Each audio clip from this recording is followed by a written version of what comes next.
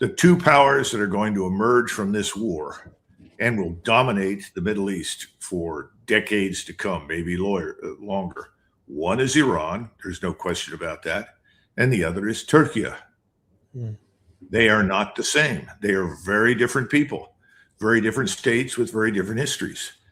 And I spent many years of my life visiting Israel back and forth, and I tried to tell them on more than one occasion, you're barking up the wrong tree, as we say.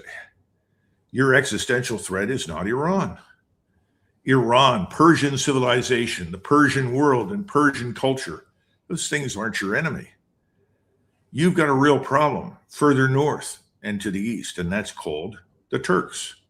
They're very different. This is a resolutely martial people, people of great courage who are innately inclined to fight.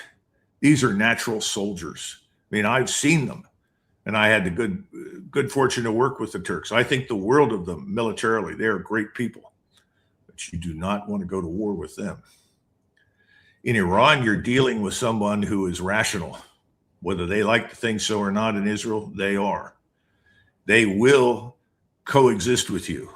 You can talk to them and do business. But if you provoke the Turks, it's a fight to the finish. I don't think President Trump wants to be involved in that. And I don't want to be involved in that. And the Turks are certainly not looking for the fight at this point. But if you don't think they're ready to go, you're making a very, very serious mistake. And who dominated the Arabian Peninsula? Who dominated the Levant? Who dominated all the way to Egypt and into North Africa for centuries? We know who. Now, do they want to do that again? That's something that's beyond my knowledge. I can't comment on that. What I'm trying to get people to understand in the West, forget NATO. That's dead on arrival. It's a dead man walking proposition. It's meaningless. That's going to go away along at some point with this thing called the EU. The Turks are on the rise. The Iranians are on the rise. India, despite all of its problems, is rising, and it's got some serious problems right now as a result of the Persian Gulf closure. China is rising. Russia is rising. These are the great nations, the great powers, the great peoples of the ancient and medieval worlds. In other words, if you and I stepped into the time machine and went back to the year 1050, what would we find? Mm-hmm. We'd find little Europe up here, a group of states killing each other, and no one else gives a damn because it doesn't matter. And everything else in the world on a different track. And it took 1492, Christopher Columbus, the discovery of the Western Hemisphere, to change all of that, because it changed the terms of trade. It opened up wealth to Europe that it otherwise wouldn't have. Technology came online, and the Europeans grasped for it, had a knack for it, had a talent for it, and developed it faster, better than everybody else. Well, that technology is proliferated. Things have changed. Other people in other parts of the world now can do everything we can do. So the world is changing, and we have not wanted to change with it. What this war demonstrates is we must change. The world where we could sail in or fly in and bully people into submission is gone. What the Iranians have done, the Swedes could do. Hell, the people in Nicaragua could do it. It's a matter of linking space-based and terrestrial persistent surveillance, intelligence, surveillance, reconnaissance, with all sorts of standoff attack weapons, ballistic missiles, unmanned systems of all kinds, cruise missiles, you name it. It's called ISR-Strike. It's a complex that is built up. Israel can build that very, very quickly. And it will sit there and be impregnable for all intents and purposes once it has it. And that's true for everybody who invests in it. This is a different world. So you can't just run around and push in the front door, march in with a few troops and tanks and tell everybody to get in line. It's over. It needs to be over. That was not necessarily a good world, Mario. And I think that's bound up with what's happened in the Persian Gulf. In other words, this is about more than the United States and Iran. It's about more than Iran and Israel. It's about fundamental change all over the planet. I think it can be good, But there are people out there right now in the United States, and they want to stop it. They want to reset it to backwards. That's the problem. Oh no, the answer is go back in and bomb some more. The answer is do more damage, kill more people. This can't be allowed to happen.